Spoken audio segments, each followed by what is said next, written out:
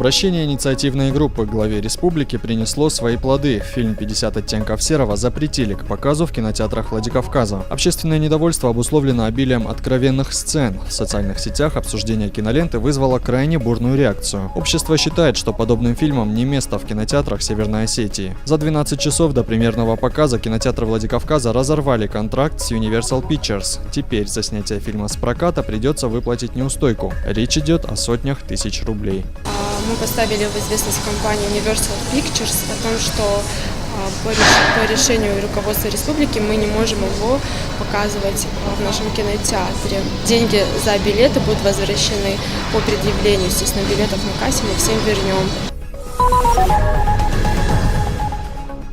Теперь получить документ, записаться на прием или отправить обращение в пенсионный фонд стало легче. Руководство городского пенсионного фонда представило на своем официальном сайте личный кабинет застрахованного лица. Чтобы зарегистрироваться, жители республики должны зайти на портал государственных услуг. Личный кабинет позволяет гражданам до пенсионного возраста узнать о своих пенсионных правах. Сервис рассчитывает стаж и количество начисленных пенсионных баллов. Можно также получить подробную информацию о периодах своей трудовой деятельности, местах работы, размере начисленных работодателями страховых взносов. Это еще один шаг к внедрению в республике электронного документооборота. Для населения эта услуга станет удобным новшеством. Создатели отмечают, теперь им реже придется стоять в очередях. Технологии и системы межведомственного электронного взаимодействия приоритетом становятся формы дистанционного взаимодействия с гражданами.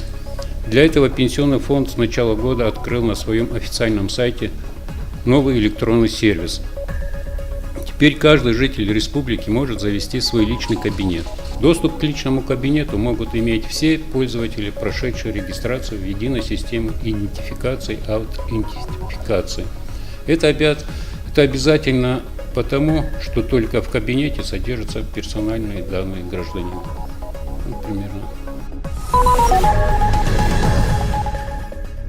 Во Владикавказе вручили первые квалификационные аттестаты должностным лицам управляющих компаний. Это первый этап для выдачи предприятиям лицензий. Сдача профессиональных экзаменов работниками – обязательная часть при прохождении аттестации. Уже 12 человек ее успешно миновали, и теперь организации, в которых работают эти сотрудники, могут претендовать на лицензионные соглашения. По нормам российского законодательства, документы о прохождении аттестации должны быть у всех управляющих организаций. Компаниям, не прошедшим процедуру лицензирования до 1 мая текущего года, будет запрещено заниматься оказанием услуг в жилищной сфере. Экзамен у нас представляет из себя это 200 вопросов. Вопросы разработаны Министерством строительства Российской Федерации. Непосредственно работы управляющих организаций, занятых в сфере оказания услуг. Многоквартирных домов. Подача тепла, содержание подвалов, содержание кровель, подъездов, лифтов и так далее.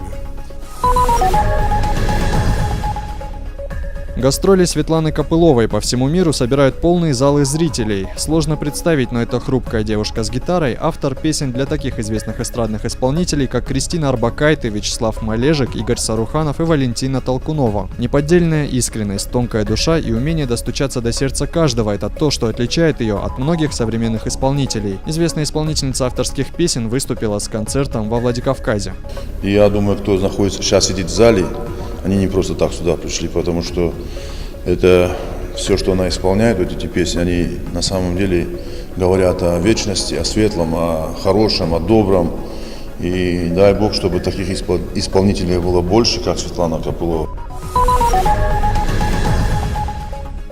Детский доктор Есенов отметил свое 84-летие. Даже в праздничный день он не покидает стен родной хирургии. В 1956 году выпускник мединститута открыл детскую хирургию в послевоенные годы, единственную на Северном Кавказе. Медицинских книг практически не было, учиться приходилось всему самостоятельно, методом проб и ошибок. Константин Есенов нередко выезжал на дом к маленьким пациентам, оказывая экстренную помощь в самые критические моменты. Он с горечью вспоминал дни бесланской трагедии, когда опыт детского хирурга был особенно необходим. Массу времени доктор посвящает студентам и говорит, что хотел бы видеть в своих учениках трудолюбие и честность.